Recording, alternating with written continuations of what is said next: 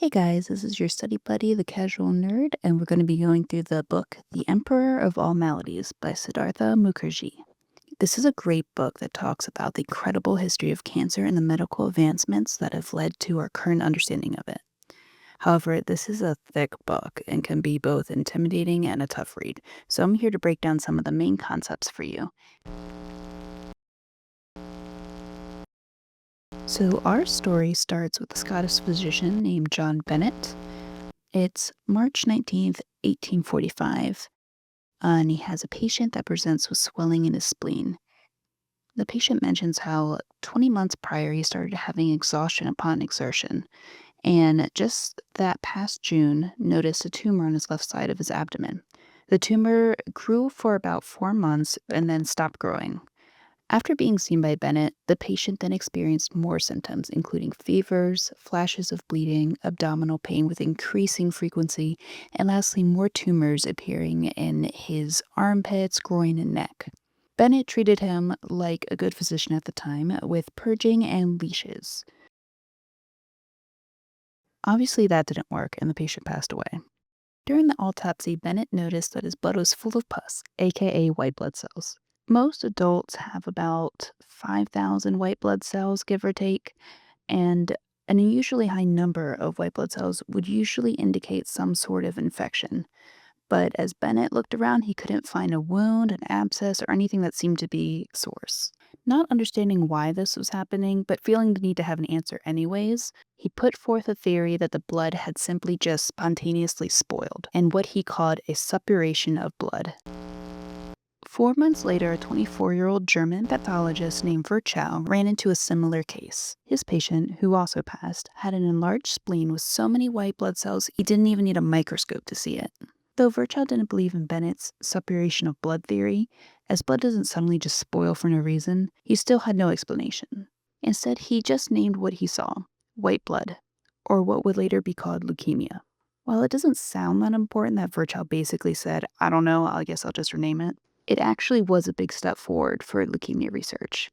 You see, the name suppuration of blood carried with it preconceived notions of the issue being infection-based. Basically, those working on the problem were focusing in the wrong area. At the time, the current medical thinking leaned more on attributing to things to what you couldn't see, such as miasmas, neuroses, bad humors, and hysterias, versus what you could see. Because of Virchow's renaming and this descriptive focus, it allowed more flexibility in thinking and more focus on what was observable versus not.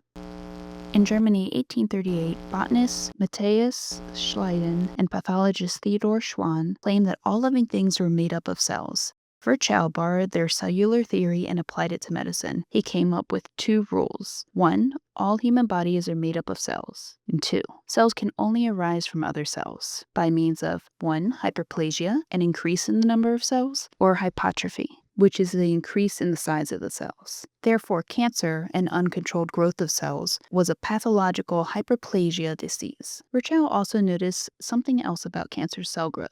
The cells seem abnormally driven to grow in an uncontrolled and distorted way. This would come to be called neoplasia. The typical progression of cancer would be distorted and uncontrolled cell growth, neoplasia, to tumors, to invading organs and destroying normal tissues, to spreading to different locations, or metastases. With this new naming in place, it soon became obvious that cancer was not the suppuration of blood, but the neoplasia of blood.